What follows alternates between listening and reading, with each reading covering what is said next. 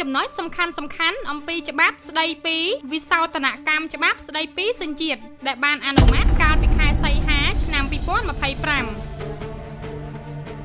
ចំណុចទី1វិសោធនកម្មច្បាប់នេះគឺមិនស្របនឹងច្បាប់អន្តរជាតិមាត្រា15នៃសេចក្តីប្រកាសជាសកលស្តីពីសិទ្ធិមនុស្សបានចែងថាមនុស្សគ្រប់រូបមានសិទ្ធិទទួលបានសញ្ជាតិមួយហើយគ្មានជនណាម្នាក់អាចត្រូវដកហូតសញ្ជាតិឬរារាំងសិទ្ធិបដូរសញ្ជាតិរបស់ខ្លួនដោយរំលោភបានឡើយចំណុចទី2มันមានការផ្ដន្ទាទោសស្ថាពរពីតុលាការក៏អាចប្រឈមនឹងការដកសញ្ជាតិផងដែរក្នុងវិសោធនកម្មច្បាប់នេះមាត្រា29ថ្មីត្រង់ចំណុចទី1និងចំណុចទី2มันតម្រូវឲ្យឆ្លងកាត់នីតិវិធីជំនុំជម្រះដោយតុលាការឬការផ្ដន្ទាទោសពីបទល្មើសព្រហ្មទណ្ឌជាមុននោះទេដោយគ្រាន់តែមានការចាប់ប្រកាន់ពីអាជ្ញាធ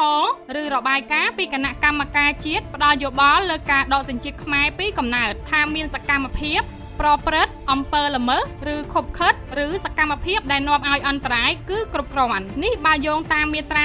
49នៃអនុក្រឹត្យស្ដីពីការអនុវត្តច្បាប់ស្ដីពីសញ្ជាតិផ្នែកទី3បែបបទនិងនីតិវិធីនៃការដកសញ្ជាតិខ្មែរពីកំណើតដែលបានចុះកាលពីខែធ្នូឆ្នាំ2025សំណួរសួរថាតើអំពើក្បត់ជាតិឬសកម្មភាពបែបណាទើបត្រូវដកសញ្ជាតិចំណុចទី3มันមានលក្ខខណ្ឌជាក់លាក់ដែលអាចឲ្យសាធារណជនដឹងជាមុនថាអំពើឬសកម្មភាពណាខ្លះប៉ះពាល់ផលប្រយោជន៍ស្នូលសន្តិសុខជាតិឬការប៉ះពាល់ដល់សន្តិសុខនៃរដ្ឋឃ្លាទាំងនេះអាចត្រូវបានអាជ្ញាធរបកស្រាយបានច្រើនបែបច្រើនយ៉ាងប៉ុន្មានឆ្នាំចុងក្រោយនេះសកម្មជនបរិស្ថានជាច្រើននាក់ដោយគ្រាន់តែធ្វើការពិសោធន៍ទឹករកសារធាតុពុលហើយផ្សព្វផ្សាយជាសាធារណៈក៏ត្រូវបានអាជ្ញាធរចោទប្រកាន់ថាធ្វើឲ្យប៉ះពាល់ដល់សន្តិសុខជាតិនិងរួមគំនិតក្បត់ដែរលើសពីនេះវិសោធនកម្មច្បាប់និងអនុក្រឹត្យនេះក៏មិនបានហាមអាជ្ញាធរមិនឲ្យអនុវត្តច្បាប់បែបរើសអើងផ្អែកលើនិន្នាការនយោបាយជាតិពិន្ទុឬឋានៈសង្គមផ្សេងទៀតនោះទេអំពើល្មើស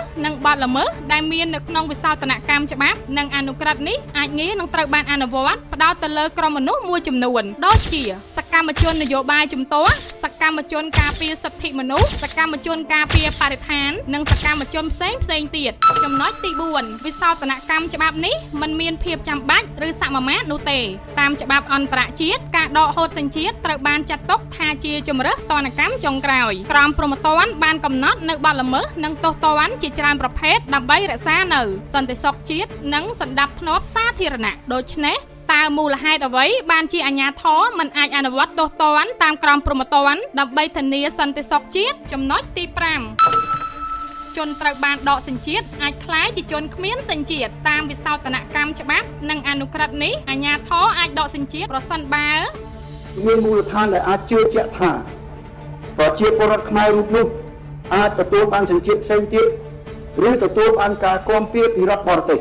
ឃ្លានេះមានលក្ខណៈស្រពេចស្រពិលនិងមិនអាចដឹងថាលក្ខខណ្ឌឬផុសតាំងឬស្ថានភាពជាក់លាក់ណាខ្លះដែលអាចឲ្យអាជ្ញាធរជឿជាក់ថាជនណាម្នាក់អាចទទួលបានសញ្ជាតិឬគាំពៀពីរដ្ឋបរទេសផ្សេងទៀតនោះទេ